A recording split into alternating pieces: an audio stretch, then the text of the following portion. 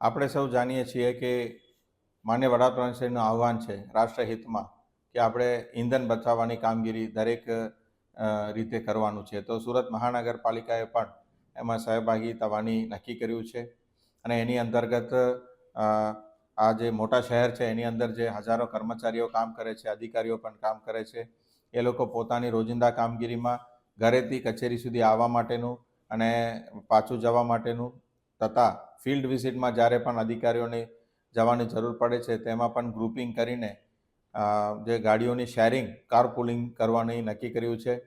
એ સાથે સાથે ઈ વ્હીકલનો વધુ પ્રમાણમાં ઉપયોગ કરવાનું પણ નક્કી કર્યું છે અને દરેક જે છે ઈંધણ બચાવવાની કામગીરીમાં જે વર્કશોપ છે વર્કશોપ માટેનું જે તેલ લેવાનું છે એમાં પણ સેન્ટ્રલાઇઝ ને ડિસેન્ટ્રલાઇઝ કરીને દરેક લોકલ કક્ષાએ એ લોકો ખરીદી કરે જેથી કરીને 1.5 કિલોમીટરનું બચત થાય એના માટેનું પણ પ્રયોગ શરૂ કરવામાં આવેલી છે.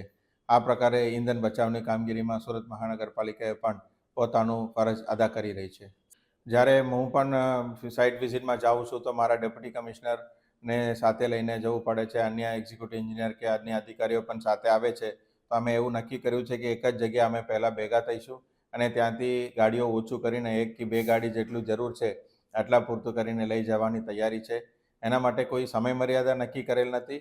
જ્યાં સુધી જરૂર છે ત્યાં સુધી આપણે આ કામ માટે કટિબદ્ધ છીએ અને એમાં કોઈ પણ અધિકારી કર્મચારીને વેડફાઈ લાગે અથવા એમાં કોઈ સુધારાત્મક કાર્યવાહી કરવાની શક્યતા હોય તો અમે એમને સૂચન કરીને એમને માર્ગદર્શિત કરીને પોઝિટિવલી આ કામને આગળ લઈશું.